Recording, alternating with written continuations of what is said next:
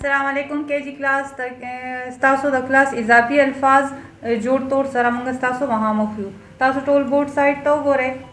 نن موږ سره لومړی لفظ دی آخري. الف مد آ دی پکې، خې ده پکې، ری اور بیا یې. دا موږ سره جوړ دی آخري. او اوس توړ طرف ته وګورئ. اول به پکې موږ ولیکو الف مد آ. کوم حرف چې دی هغه په دې جوړ کې لومبي لیکلي هغه به موږ توړ کې لومبي لیکو. الف مد آ، الف مد آ. هغې نه بعد بیا خې او ری موږ سره رایوځای شوې ده، نو دلته کې به موږ بیا لیکو خې پلس ری.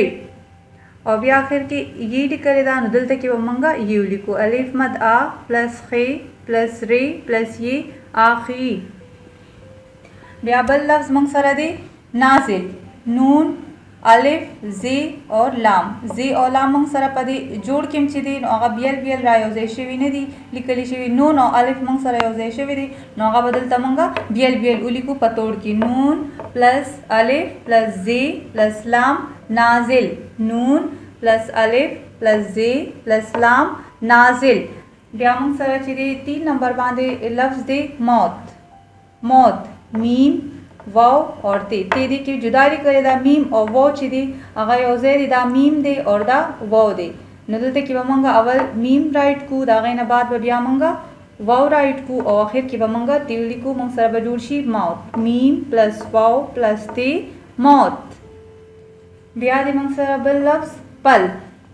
پل اول پی دا گرین کلر کې چې دا موږ سره پی دا، بیا ریډ کلر کې موږ سره دو چشمه خې دا اور بیا بلو کلر کې موږ سره لام دی. موږ سره جوړ شو دینا پل. توړ کې به موږ اول څه لیکو پی. دا غې نه بعد به بیا موږ لیکو هی. بیا بهر کې لیکو لام. دا موږ جدا جدا کړل، توړم ورلو کو.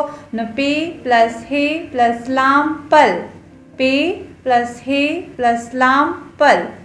بیا موږ سره بل لفظ دی چڑیا. چڑیا چی ړې یہ الف. چی او ړې یوځای لیکلي دي اور یہ او الف چې دی هغه موږ سره یوځای لیکلي دي. دا به موږ جدا جدا په توړ کې لیکو. اول به چی پلس ړې دام جدا کړه دې توړ مو کو. بیا به اوس ته یہ او د الف توړ وکړو، نو موږ سره به د چړیا پوره توړ راشي. چی پلس ړې پلس یہ پلس الف چڑیا. نو موږ سره نن 5 الفاظ دي آخري، نازل، موت، پل، چڑیا. الف پلس خی پلس ری پلس یہ آخری. نون پلس الف پلس زی پلس لام نازل. میم پلس واو پلس تے موت. پی پلس ہے پلس لام پل. چھ پلس ری پلس یہ پلس الف چڑیا. نو دې تاسو جوړم وکړه، توړم زده کو، دا وکړه، دا خو زده کې او په خپل نوٹ بک کې رائټ کې. په یو پیج کې آخري کوي، په بل کې نازل، دغه شان په بل ورځ بیا موت اور پل کوي او بیا چڑیا. چې دغه کې ولیکئ بیا یې رف نوٹ بک راوالی او په هغې کې 5 بار یا 10 بار ولیکئ، نو دا به ستاسو یاد شي.